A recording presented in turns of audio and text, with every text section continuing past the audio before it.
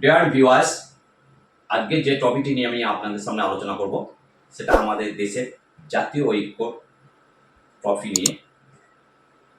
দেখুন, পৃথিবীতে আনুমানিক 195টা স্বীকৃতিপ্রাপ্ত দেশ আছে, কিন্তু ভারত এমন একটি দেশ যেখানে ভাষা, ধর্ম, পোশাক, বৈচিত্র্য থাকা সত্ত্বেও ভারত একটি বিশাল দেশ।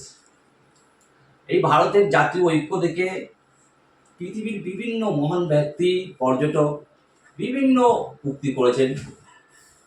যেমন ডাক্তার স্মিথ এই ভারতের বিভিন্ন ধর্মের মিলন মেলা থেকে তিনি বলেছেন, ভারত হলো একটি নৃতাত্ত্বিক জাদুঘর। আমার দেশের কবি, সাহিত্যিক, গায়ক, আমার দেশে হিন্দু, মুসলমান বিভিন্ন ধর্মের মিলন মেলা থেকে তারা আবেগে বিভিন্ন সময় কেউ বা কবিতা লিখেছেন, কেউ বা গান গেয়েছেন। যেমন নানা ভাষা, নানা মত, নানা পরিধান, বিবিধের মাঝে দেখো মিলন বহান। কেউ বা বলেছেন, এমন দেশটি কোথাও খুঁজে পাবে না তুমি, সকল দেশের রানী সে যে আমার জন্মভূমি। আবার কেউ বা গেয়েছেন, সারে জাহাঁ সে আচ্ছা হিন্দু সীতা আমারা। ভারতবর্ষের এই আমাদের মহান মিলন একটি দেশ। এরই মাঝে আমাদের দেশে বিভিন্ন সময়ে বিদেশি শক্তির আগমন ঘটে, আক্রমণ ঘটে। আপনারা সকলেই কম বেশি জানেন যে 190 বছর ধরে এদেশে ইংরেজরা শাসন করেছে, এবং তাদেরও তাড়াতে আমরা হিন্দু, মুসলমান সকল ধর্ম একসঙ্গে হয়ে জাতি ভেদ সব ভুলে কাঁধে কাঁধ রেখে লড়াই করেছি। মহাত্মা গান্ধী জেল খেটেছেন, জওহরলাল নেহরু, মতিলাল নেহরু, নেতাজি সুভাষচন্দ্র বসু, দেশবন্ধু চিত্তরঞ্জন দাস, সরোজিনী নাইডু প্রমুখ সকলে জেল খেটেছেন। আবার অনেকে ফাঁসি দড়ি গলায় নিয়েছেন, যেমন ক্ষুদিরাম বসু, বাঘাযতীন, বিনয় বাদল দীনেশ, প্রফুল্ল চাকি, আশফাকুল্লাহ, রামকুমার বিস্মিক, শেরে আলী, মোহাম্মদ আবদুল্লাহ, মোহাম্মদ কাসিম সাহেব।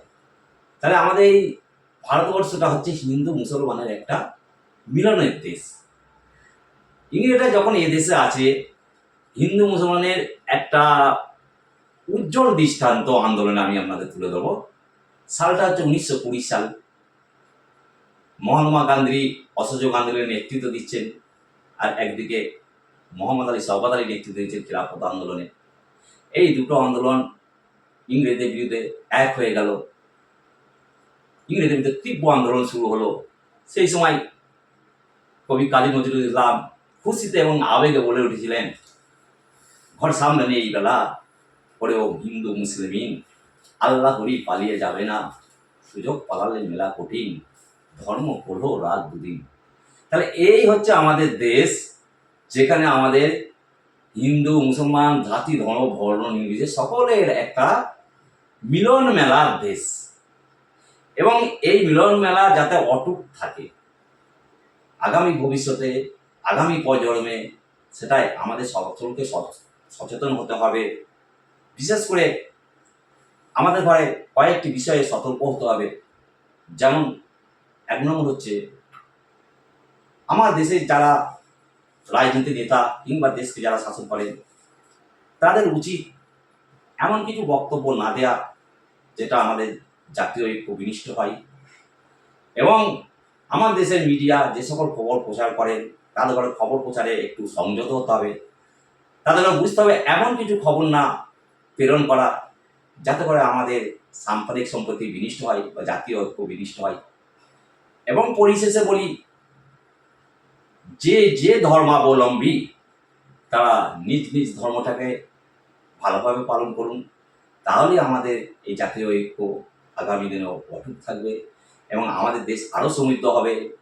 বর্তমানে আমাদের দেশ চন্দ্রযান পাঠিয়েছে, আগামী দিনে আমাদের দেশ বিশ্বের বাজারে সুপার পাওয়ার হবে।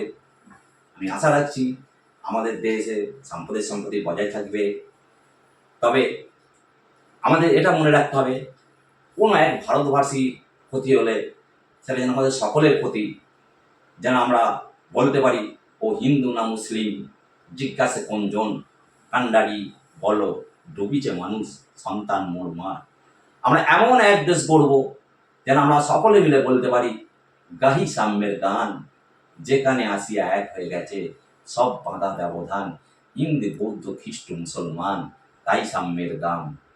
আমি আশা করছি আগামী দিনে আমরা সকল ভারতবাসী কাঁধে কাঁধ মিলিয়ে একভাবে চলব এবং এই ভারতবর্ষকে বিশ্বের বাজারে সুপার পাওয়ার করে তুলব এবং ভারতবর্ষের মান সম্মান গৌরব ভারতবর্ষে উজ্জ্বল করে তুলব।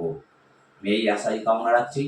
ডিয়ার ভিউয়ার্স, আমি বারবারও বলি এবং বলতেই থাকবো এবং এখনও বলবো, আমার এই চ্যানেলটিকে আপনারা লাইক, কমেন্ট এবং সাবস্ক্রাইব করুন, আপনাদের সামনে নতুন নতুন ভিডিও আনতে পারি।